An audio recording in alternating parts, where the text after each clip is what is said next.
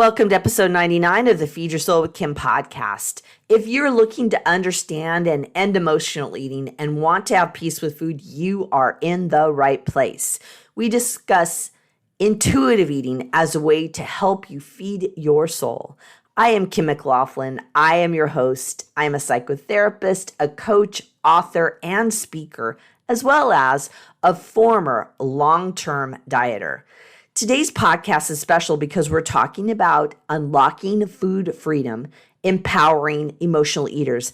It was a recent masterclass that I did that I didn't want to keep to myself and just the people that listened. I wanted to spread it far and wide in our podcast community. We talked about 3 core areas that lead to emotional eating. If not dieting, then what do you do? And the number one way to move out of emotional eating. We talk about how to really do something different, and I offered up our signature emotional eating solutions because we are beginning our live round in October where you get 8 weekly live coaching calls with me. We don't do this very often, and I don't know when we're going to do this again. You need to sign up for emotional eating solutions if anything we talk about strikes a chord with you.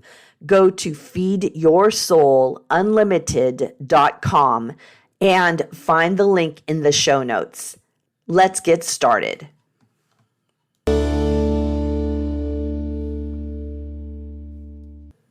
I call this Unlocking Food Freedom Masterclass, empowering emotional eaters to rediscover peace with food.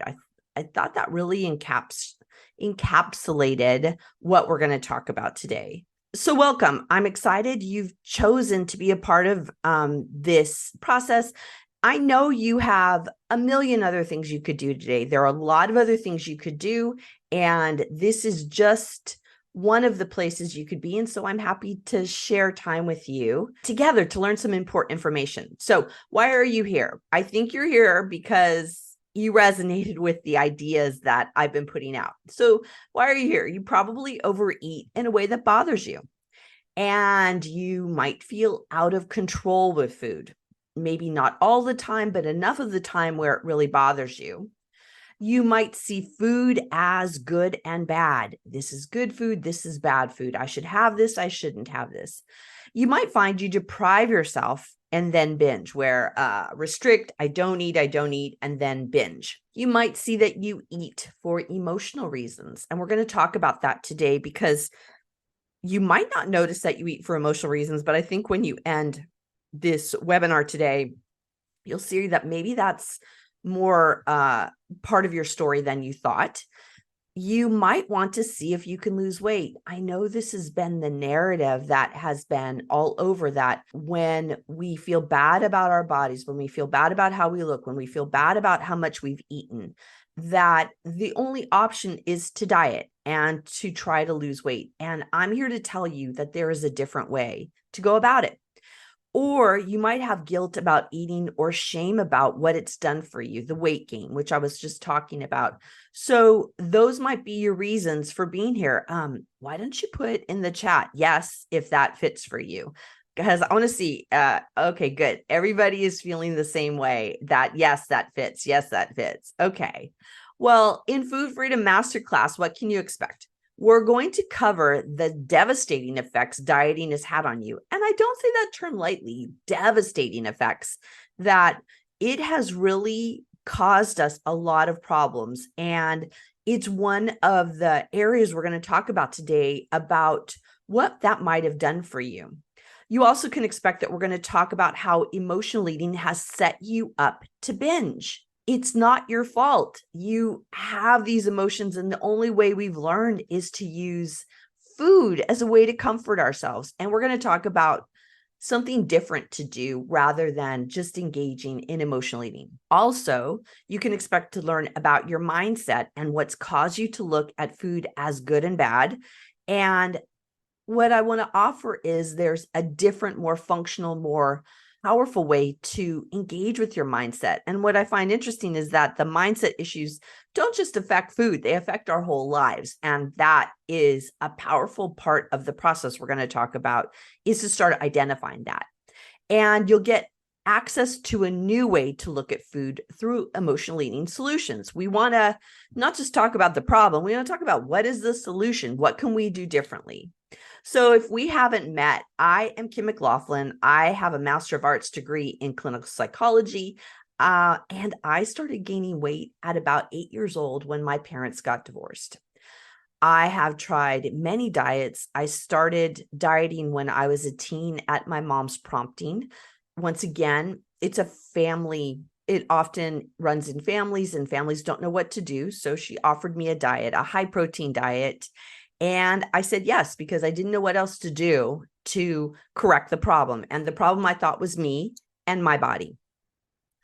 I then became obsessed with food and obsessed with my weight. And I yo-yo dieted over years and years, and 10, 20 years, 30 years.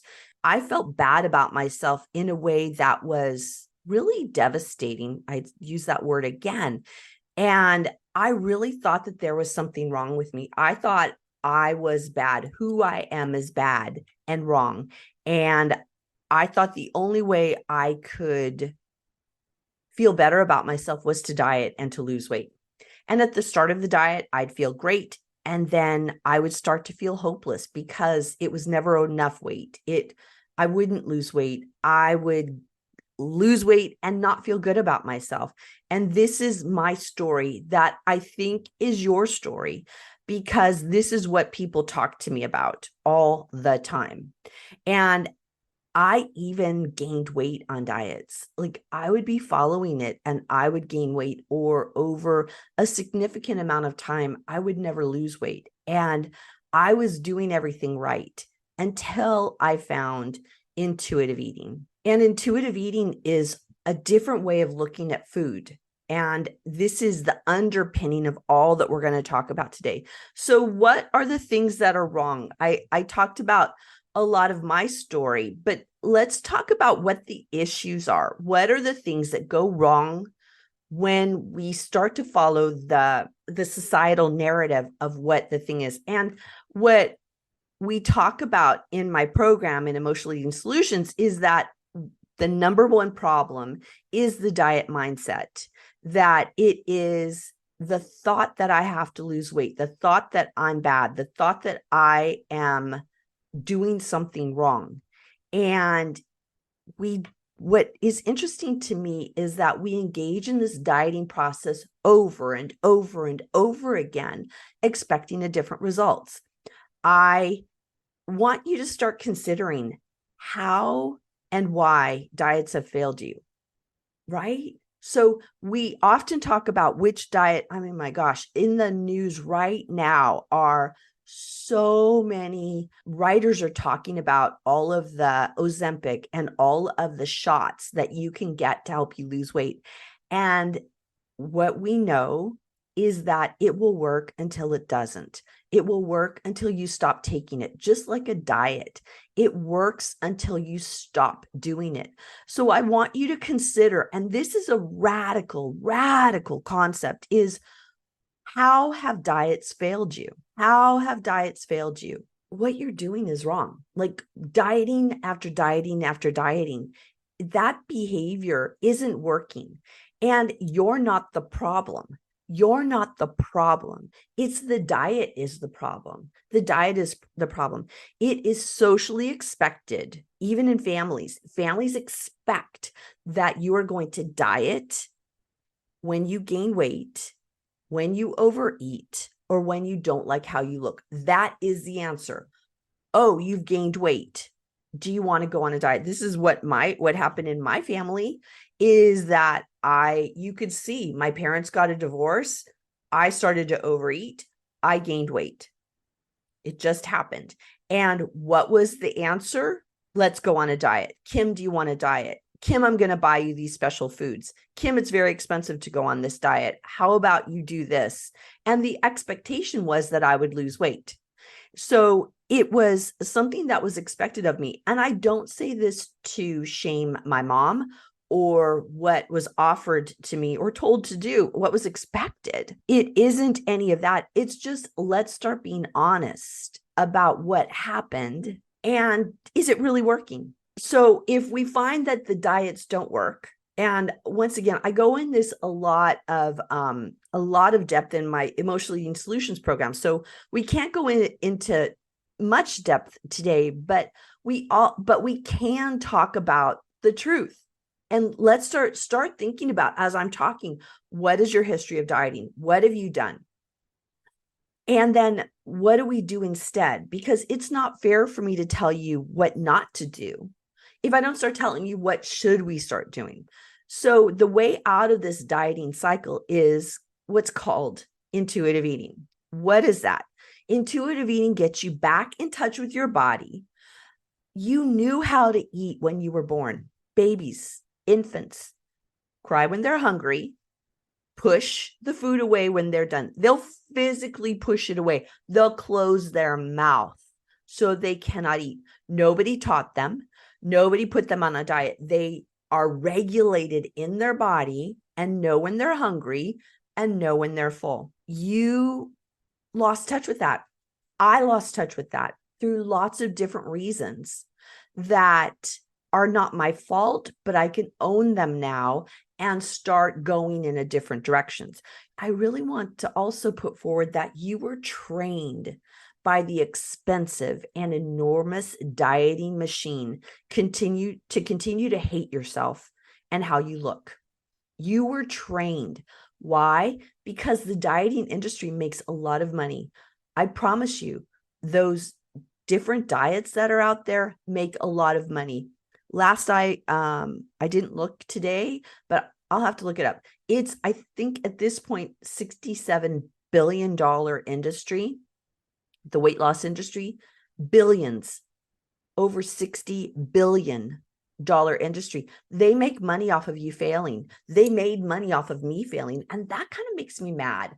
And I just want to put that out there, that if you're feeling a little angry as I'm talking about this, I'm okay with it, because we get to start owning our power, owning our body, and start rejecting what doesn't work. When I talk about this is what I go into a lot if you are in my program. Also, if you listen to my podcast, Feed Your Soul with Kim, I talk about it a lot, about the dieting mindset. And so here's what my clients experience. It's my clients start to recognize the power of the diets in their lives. We look at their history of dieting, and this is a powerful tool to explore the question. We explore the question, do diets really work? We have to start from the perspective of, do they work? And it's an internal process to start recognizing whether they work or not. It's you figuring it out for yourself. And I'm the guide to help you do that. So let's chat. I'd love for you in the chat right now to write in the chat, start thinking about how many diets have you been on and how successful have they been? Put that in the chat, please. Do not put your weight. Don't put, I started at this weight, I went to this weight, I went to this weight, because that's really triggering and it's not helpful. It's not helpful to put numbers out there. There's a lot of different reasons why, but that's not helpful. What we're talking about is, what diets have you been on? It's interesting, if you look at my dieting history, I've been on relatively few diets. I think I counted them, and I was 5 or 6 different diets. And what would happen for me is I would do them over and over, the same ones over and over, expecting a different result. It was craziness. That's the definition of the insanity, right? Doing them over and over. Okay, what do I see? What are people talking about what they've been on? Considering weight loss surgery, the shot, Wegovy, the shot. I know I actually have clients that have tried that. Weight Watchers, yes, we've been on, and also the no sugar diet. Eliminate sugar from your diet, or eliminate all the carbs from your diet. Oh, keto, yes. Those are lots of things that people have done, and the intention is to lose weight. What we want to do is start looking at, not to diet, but what is your eating that's right for you, right? That's very personal. It's very personal. So I never tell you what to eat or what not to eat, but I want you to start imagining and acknowledging where diets have failed you. right? So let's explore. Think back on when you started to diet. How old were you? Why did you start? Who encouraged you? What did it feel like? These are the things I was just talking about in my story. Write that down. Start writing down. How old were you? Why did you start? Who encouraged you? And what did it feel like? And start looking at the truth about dieting, the truth, because we got to start being honest with ourselves about what has worked and what has not worked. So that is a great tool to start looking at that diet mindset, is to start examining what diets have meant to you. So another issue, the second issue that is extremely important, is emotional eating. And a lot of times people will say, I don't eat for emotional reasons. I'm not feeling anything. It's like, yeah, right. So why is this important? A lot of overeating can be correlated with emotions. That feeling of flatness, not feeling anything, is part of it. Kind of just, I have avoided my feelings, right? I push them away, or I push them down so far that I don't even notice them anymore. And so food has become a way of soothing yourself and feeling better. So if you eat and you don't even know how you're feeling, I promise you there's a feeling underneath there. You just don't recognize it yet. And what we want to do is start recognizing it, because it's a problem. So why is this a problem? Because we eat when we're feeling emotional, even if you don't notice it. The problem is that food is not meant to solve your feelings. It's not meant as a way over long term to self-soothe. Yes, it is soothing. Yes, it tastes good. Yes, it feels good, but it cannot be your way of soothing your feelings. Happy, sad, mad, anxious, overwhelmed, stressed, whatever they are. It cannot be your go-to way to deal with those feelings. It doesn't work. What happens is that then you end up feeling bad about yourself. So why are you doing it wrong? Like, why are we emotionally eating? People get this part wrong and start dieting when they feel overwhelmed with food and life. So you emotionally eat for a long time, you overeat for a long time, don't know why.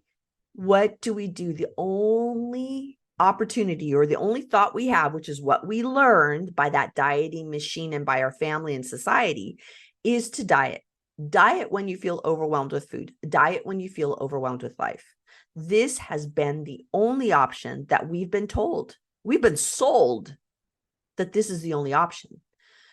And we move from diet to diet, and we don't take care of those feelings, that part of us that leads us to overeat, which is why when you take a shot and you feel less hungry, you eat less, you lose weight because you're malnourished partly, but then you stop taking the shot and the feelings are still there.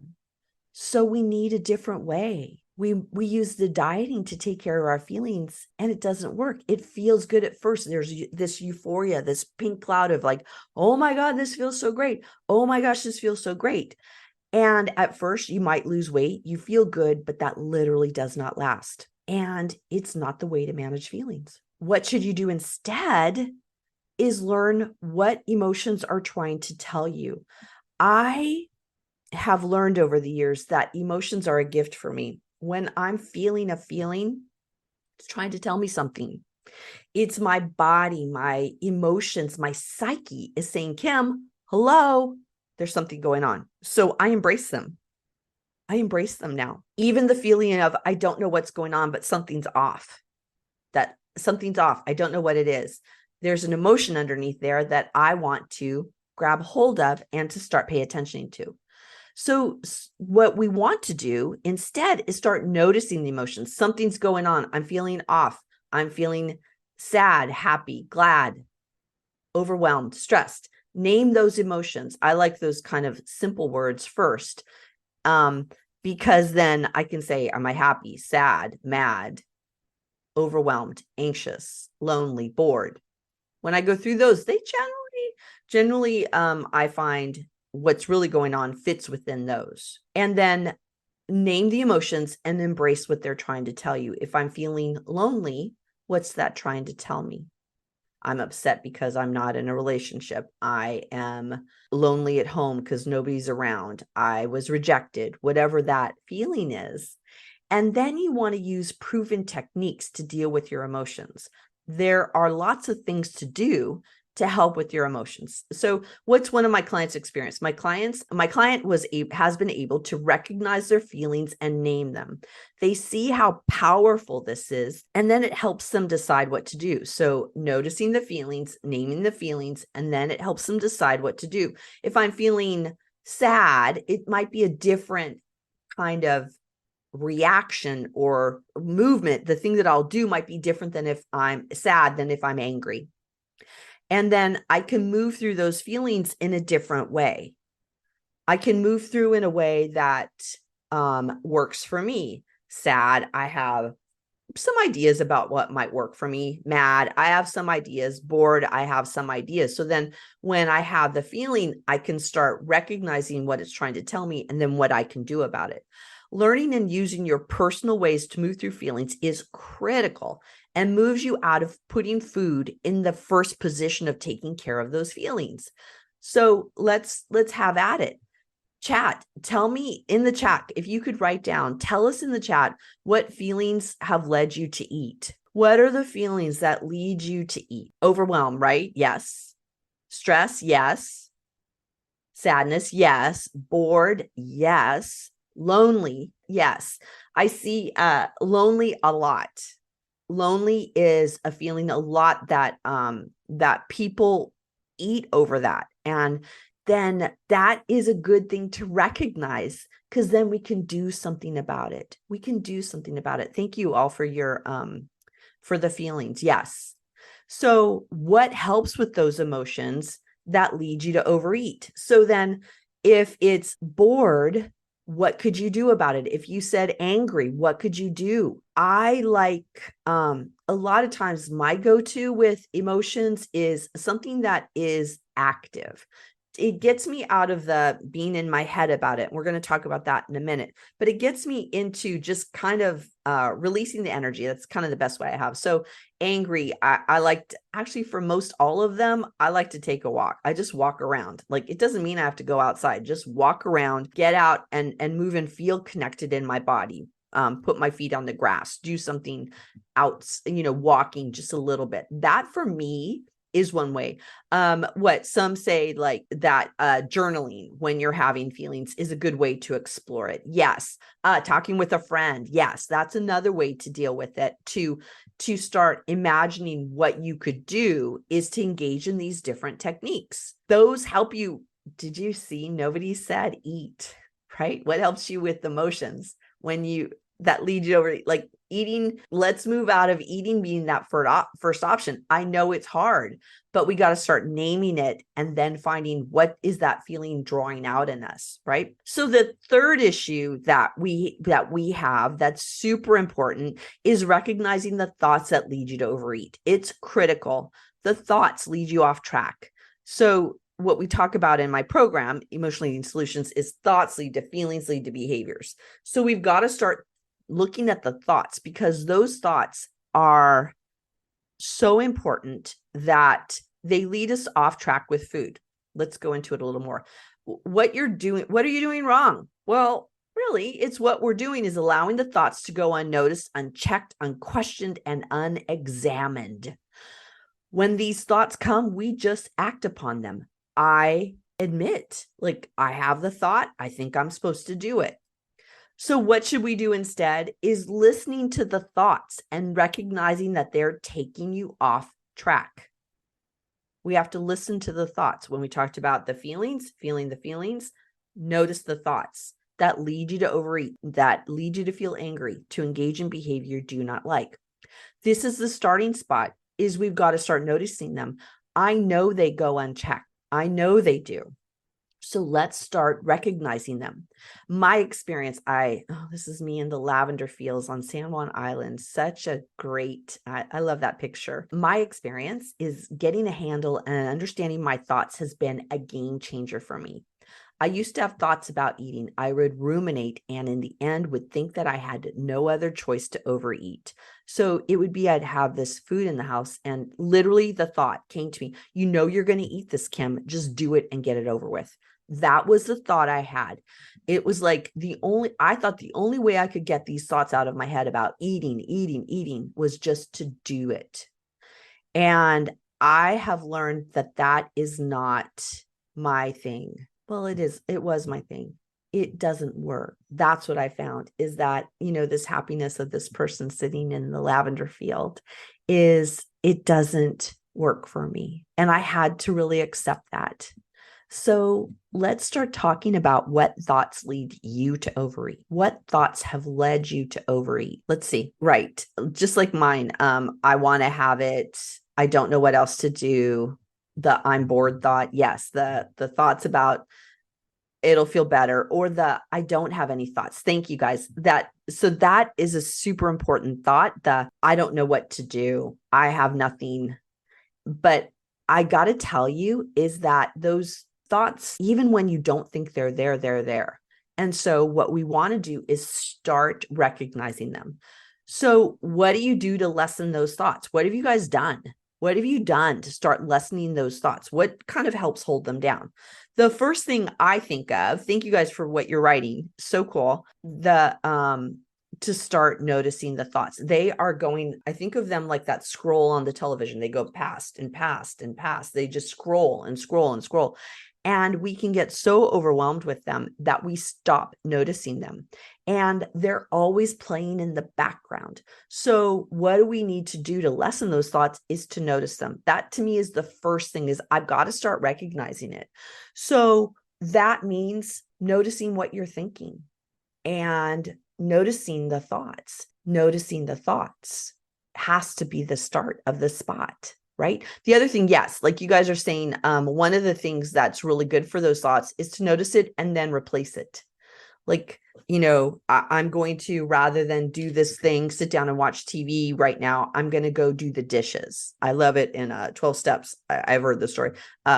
When all else fails, do the dishes or clean the toilet. When all else fails, when the thoughts are out of control, do the dishes. Do something that's, keeps your hands busy so you have to think about it so you don't break the dishes. I love that one. That is something that's really cool. Start looking at what are the things that lessen those thoughts. I do like the idea of noticing them and then doing a pivot and doing something that is engaging for you, like doing the dishes, like taking a walk, something that takes you out of those thoughts.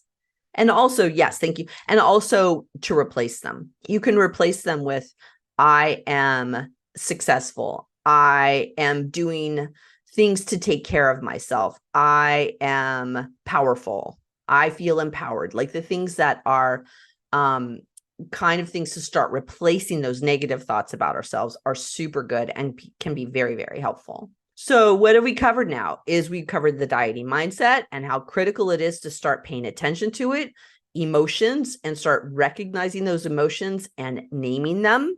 And then the third thing we talked about is the mindset of the thoughts that you have, the things that you're saying to yourself, and how to start noticing them, not letting them slide, and then doing something to pivot off of them. Are you guys getting value? Is this stuff making sense? Yes, it is making sense. Thank you. Yeah. Okay. Those are some really useful takeaways, and they really will help you with food. What will happen if you don't do something about this now? Like, this is a problem, you guys. This is a problem that's not getting solved by just thinking about it. And when will you take an approach that has long-term success to move off of that dieting, that continual dieting that we said in the beginning? You guys are now noticing that it doesn't work. And if you don't start now doing something different, then when are you going to do it? And how many times have you put yourself on the back burner and not taken the opportunity to do something for yourself? And here's the vision of what it could be. Imagine what it would be like to wake up and not wonder what you will eat for the day. Also, imagine waking up and not feeling angry with yourself about what you ate before. Eating foods when you're hungry and stopping when you're satisfied. Wouldn't that be good? ending your day and not sitting on the couch and binge, ending your day and not being in bed saying, I can't believe I screwed up today and I overate and I'm afraid I'm going to gain weight. That a vision of feeling empowered with food. I want to talk about emotional eating solutions. Like, this is the solution. You guys have been here. This is important stuff to know. What can we do differently? And emotional eating solutions is my offer to all of you. It's an 8-week self-paced program that takes you through the 6 core components that help you embrace the solution. We have an online portal where you have access to all you need to finally have food freedom. If you're here, if you stayed, you want to do something different. And I would be remiss if I didn't give you some options of what you could do. This program is super affordable. It is only $297. It gives you access to programs that are proven. It gives you access for the lifetime of the program. And what I love about that is you can come back again and again to it. There's a bonus right now. We are starting in October. We are starting our live round. It is a live round, 8 weeks live with me, where I go over with you what's working, what's not working, where you can get feedback from me live. We normally have in the group once a month you can meet with me. Now, through this time with this bonus is 8 weeks. Every week I come on live and you get asked questions. If you're there live, you can ask questions. If you're not, you can send the question in and I will answer the question. And we will get you on course with what will work for you. So this is the bonus that's only happening in October. So this program is for you if you've tried diet after diet after diet and still feel out of control with food. This is the place for you. If you want to get off the roller coaster and confusion that comes with dieting and feeling out of control with food. This program is not for you if you don't think you have a problem with food. If you don't think you have a problem with overeating, then this isn't going to be right for you. And if you're satisfied with how you eat and satisfied with how you feel about your body, this program's not for you. I only want people in the program that really know that it's for them and believe that we can help you get to where you want to go, which is food freedom. So here are some frequently asked questions. How much time do I need to dedicate each week? So you get access to a component each week, and it takes about an hour each. There are separate videos in each component. So you can watch, a 3-minute video, a 5-minute video, a 10-minute video. And so you can then mix and match which ones work for you. And then there's time during the week that you'll need to complete the homework, such like writing down your diet history, looking at how you can be more mindful. Those take time, but we got to do the work. We got to do the work because things don't change unless we do something differently, right? Can I join at another time? You can join whenever you like. There are a couple of things to consider is really, if you're saying, I want to wait. When are you going to get peace with food? When are you going to get that food freedom? When's this going to happen? When are you going to stop putting yourself on the back burner? Yes, you can join another time, but you will miss the live round. And the live round is in October and November. Yes, it's over the holiday. Yes, that's a good thing, people, because you will have me as your coach over the holidays to help you through what the problems are, what the concerns are, what's showing up in food. This is the best time for you to come. So one other question is, I want to sleep on it. Can I decide tomorrow? Sure, you can. But I also want to ask you, why are you putting this off and what are you waiting for? And are those negative thoughts that we talked about earlier, those negative thoughts stopping you from moving forward with what you need to do for yourself and making the lifelong changes that will create a difference? Another question is, I need to speak with my partner before making this decision. Can I talk to them first? Of course you can, but I want to know, how long do you want to wait to make a change in your life? And is this about those thoughts, that mindset that says this won't work, I'll never be different, I can't do things, it won't work, right? Is that happening for you? And those are those mindset, those sabotage parts that keep you from going further. And another question I get is, will this offer be repeated? I don't know. I am not doing another live round this year. I'm not sure about next year. we're going to see. I mean, and that's the honest truth. I don't know. This is my last time this year to do a live round. So we're doing it in October, and that will be the last time. So if you are thinking emotional eating solutions, doing food differently is important to you, this is the time. This is the time. So another question is, I can't start immediately. Can I start later? Yes, you can. You won't be part of the live round, and the prices will be going up. So I just want to continue to ask you, if you're putting this off, what are you waiting for? When is there going to be a better time? And I have people continually tell me, I wanted to do this last year and I didn't. And I've now missed a year of learning, a year of doing it differently, a year of making a change in my life. And what's the value of that to you? I'm not doing this to be salesy. I'm just doing this to be honest with you based on what my clients have told me. So let's talk about what happened, what my clients have said. I don't like to use names because I like to honor people's privacy. And I think food issues are so personal. And so this is a customer satisfaction from one of my clients. And what they say is, from this program, I've noticed a lot of subtle changes. My body image has completely shifted. I was looking in the mirror this morning and I didn't love what I saw, but I did not hate and despise what I saw. And just thought this morning, wow, when did that happen? That if I could look at myself in the mirror without shame and guilt. Yeah. My relationship to food is changing. I am more conscious of why I'm putting food in my mouth. It's not always making a difference or stopping me from being bored or tired or confronting eating, but I'm at least conscious of it rather than unconscious of it. Yes, this is a lifelong process, you guys. It's not a one and done. It's food shows up in my life when I need to look at something. It's my way. It's my body's way of reminding me to be more vigilant. And that's exactly what this client's talking about. Another client said, one session I asked, will I ever get over the dreaded idea of eating healthy for the rest of my life, of having to say no to myself all the time? And in reassuring voice, I said, yes, and have faith. Those words made an impact. And I shifted my thoughts, hoping one day I won't be disappointed with eating healthy. Yeah.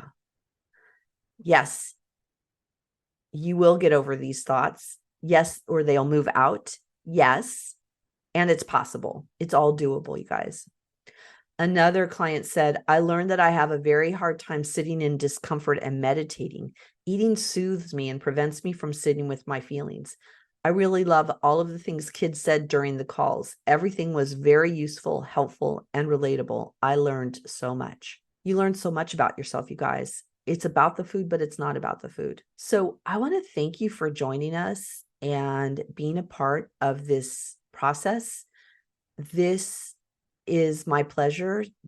And I really honor that you have taken time to come here and to consider how to engage with food differently. I honor you for doing that. There are so many other places you could have been, and you chose to be here right now. So thank you.